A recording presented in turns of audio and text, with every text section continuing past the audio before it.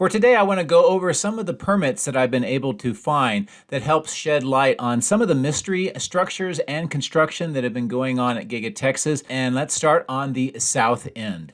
This structure under construction has been kind of a mystery for the last several weeks. I've asked viewers for their ideas. I've gotten a lot of very interesting and creative ideas from my viewers. Also, some of the mainstream media have been trying to say that this is a data center or related to dojo or some sort of a bunker for the computers, and that is the farthest thing from the truth. Looking at the Travis County permit site, I was able to find these two permits, and this is for the south extension, and it is a cooling tower structural platform.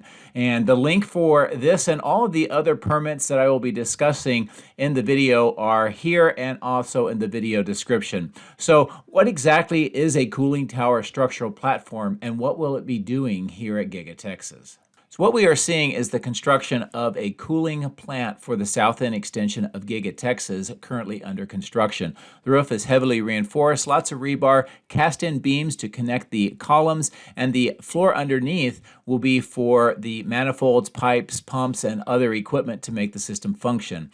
Now on the west side of Giga-Texas, and you can see by the inset map, we are seeing all of these EVACPCO units and base structures that are being readied for installation on the south end. These are some good shots of all of these various units and what the current staging yard looks like. Now, all this will be moved to the south, and we've seen something similar over at the battery cathode plant with the chiller plant.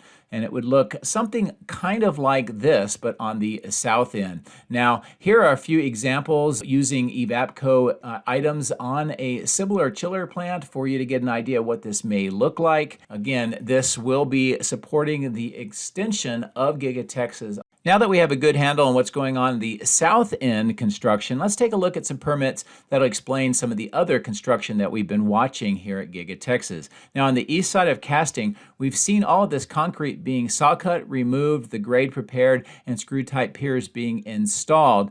And this is actually an extension or a continuation of much of the rework for the entire casting machine structure. Now this highlighted area is part of casting 1, and this is going to be one of two bag house foundations that are being under construction and added to the operation of the casting machine area. Now here is the permit from Travis County, and again it says casting 1. This is the die cast machine for bag house retrofit, and this is a part of, as I mentioned, a continuing rework and making additions to the casting machine structure.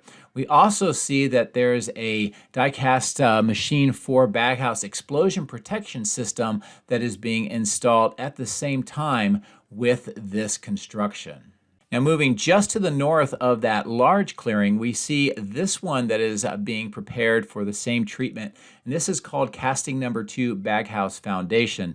And this is the permit for this work. You can see casting 2 bag house foundation. And this will be a part of this process of adding something called a bag house and completely transforming the east side of casting. So what exactly is a bag house? To answer that, I'm going to use this example from Griffin Filters. It's essentially an air filtration system, and there's various dust collectors. This is an example of one, and it's a solution for an array of solids processing and product recovery, also to help clean and purify the air. Now here's an example on the left of what this may look like when it is installed, and then on the example on the right, this gives you an idea of how the individual filtration system and the process may work here at Giga-Texas. I mentioned there's been a lot of rework and additions to the casting machine structure. Many of you may recall this entire ducted fan and filtration system that was installed on the roof,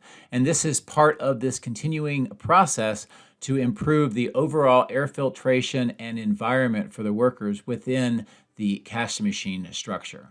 Another addition to the casting machine area that is also related to all of these fans and filtration system and all the work that we're seeing was a furnace or a kiln that was installed in the area that I have highlighted. And that was to take the scraps from the casting structure and then reuse that material. Now this is called the Melt Center, and this new permit, talking about a mezzanine for people that has been constructed around the furnace, and this is most likely related to the deposition of the aluminum into the furnace for the melting and then processing. So let's take a look at another major construction project underway at Giga-Texas. And this is on the roof of the body in white portion of the factory. The inset map gives you an idea where this is located. Now, we've been watching this entire system being installed. There's a lot of EVAPCO chiller units underneath with pipes, manifolds, and pumps. And we now know with this permit that it is the body in white server room cooling. Now, this is very interesting because there have been some reports about a data center or a dojo location that requires potentially a lot of cooling. This may be what is related to that, but I cannot say for sure. However, this is a very large cooling system that is being added to the roof of the body in white section of the factory. The last facility I want to talk about with permits today is the crash test facility on the east side of the battery cathode plant. The inset map gives you an idea where that is located on the site. The arrow is pointing to that grate. There's an underground tank, and we saw all of this being installed. And now with the new permit, we know that this is the temporary crash track dunk pit.